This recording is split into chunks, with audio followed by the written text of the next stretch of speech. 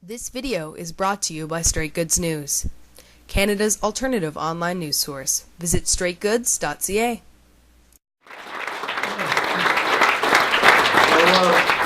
Madame Laverdière, Joe Clark, Paul Dewar. I saw also here are one of our first chairs of the board. When I was chair of the board, Maureen O'Neill was chair of the board when I became the president.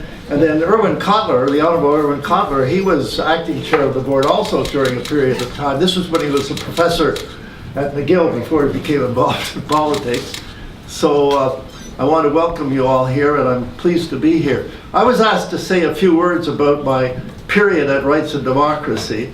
I must say it was extremely exciting to be with Rights and Democracy from 1997 to 2002. We dealt with really exciting issues, challenging issues. We had a staff that was committed, dedicated, and of great talent, and we had partners around the world and in Canada who were that we worked with year in, year out, that were outstanding as well.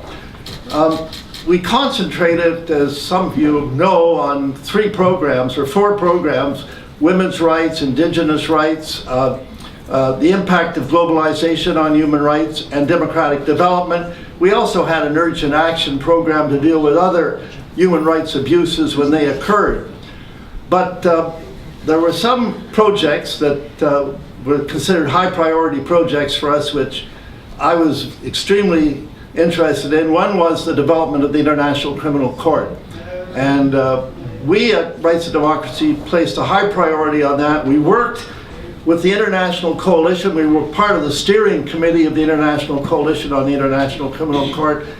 And it was an outstanding achievement. We were in Rome when that dramatic vote took place, and the countries of the world overwhelmingly approved the International Criminal Court, which ended impunity for prime ministers and presidents and generals who abuse and kill and murder their own populations. The other great achievement that was a high priority with us was the Declaration on the Rights of Indigenous People. And Marie Leger is here with tonight, and she was in charge of our Indigenous program. And we did a lot of work. Again, we worked with coalitions of Indigenous peoples, with the Indigenous Caucus at the United Nations. And once again, this was accepted by the United Nations with an overwhelming vote. I'm sorry to say, not with Canada's vote. Not in the Human Rights Council, which was the first thing voted in the new Human Rights Council. Canada was one of the 2 countries to vote against. And then when it went to the General Assembly, 4 countries voted against, and Canada was one of them. But another great achievement. The other thing that I was very proud about was our programs and actions with respect to the impact of globalization on human rights. We again worked with NGOs and civil society organizations in Canada and throughout the world. We were in attendance at meetings of the WTO, often in the streets, not inside, but as a matter of fact, I'll never forget in Seattle, the so-called Battle of Seattle. That was the first time I was tear gassed. And I'm looking for some of my colleagues that were with me out in Seattle, but what happened is that the NGOs, the unions, the civil society organizations stopped the initiatives that they were going to put in place and advance the attack on human rights through a more neoliberal program, which would have overstepped or sidetracked human rights, environmental standards, and so on. But next year we went to Quebec City for the Summit of the Americas. That was my second experience with being tear gassed. But once again, there was a proposal on the table to have a free trade arrangement for all of the Americas: North America, South America, Central America.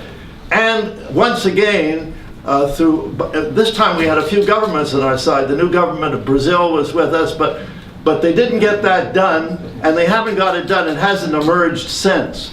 That proposal for the free trade in Americas. And by the way, we always try to make very clear that we weren't against trade, fair trade, but we were against trade a free trade that paid no attention to human rights, paid no attention to environmental standards, paid no attention to labor rights and so on. And we wanted minimum standards for these things, and we're still fighting for those things, all of us, in different ways. Well, Joe mentioned that when Rights and Democracy was set up as an arm's-length independent organization.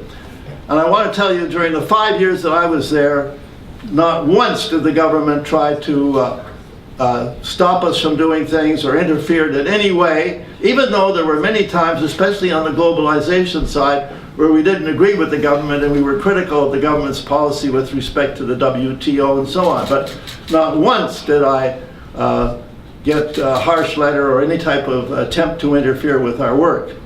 And that's why I was so sad to see in the later years, and you know, we all know what happened to Mr. Beauregard, what happened to Rights and Democracy.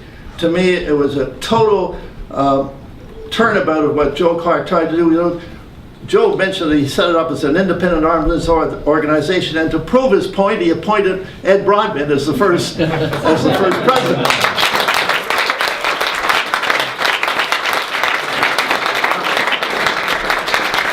That was symbolic of the fact that he wanted it to be nonpartisan, because Ed Broadbent in the House of Commons and Joe Clark weren't always on the same side.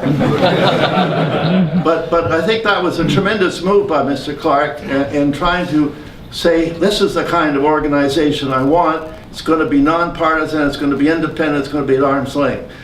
And the statements that I heard from the minister when they put forward this proposal to abolish Rights and Democracy, that the work would be taken over by Foreign Affairs, that won't do the same job.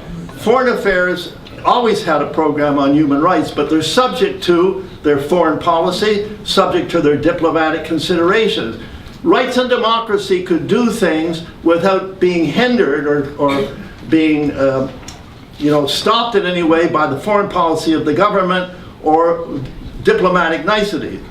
I always said that if you're a true human rights worker, you're like an umpire in a baseball game. And if it's a strike, you call it a strike, and if it's a ball, you call it a ball, whether it's your brother, your sister, your father. It's the same thing in human rights. If Canada's abusing human rights, you say Canada's abusing human rights. If France or England or the United States are abusing rights, even if they're our allies, you say so. If a country that isn't your friend is doing something good once in a while, you say they're doing something good. That's what a real human rights advocate will do. And that's what Rights and Democracy could do, but not always the Department of Foreign Affairs, because they're restricted by the foreign policy of the government. They can do good things, but they can't be as independent of the government, of the minister, as a group like Rights and Democracy. So, Madame la Brazier, I want to thank you and the Broad. I wish Ed was here. Is he in England? Yes. Oh. Yeah, some other country. I know he spends half a year there. But anyway, I want to thank you all very, very much and I'm so glad to see so many of our staff, our staff's no longer our staff. But we had outstanding staff, and a lot of them are here tonight, and I want to thank you all. It's been a great occasion.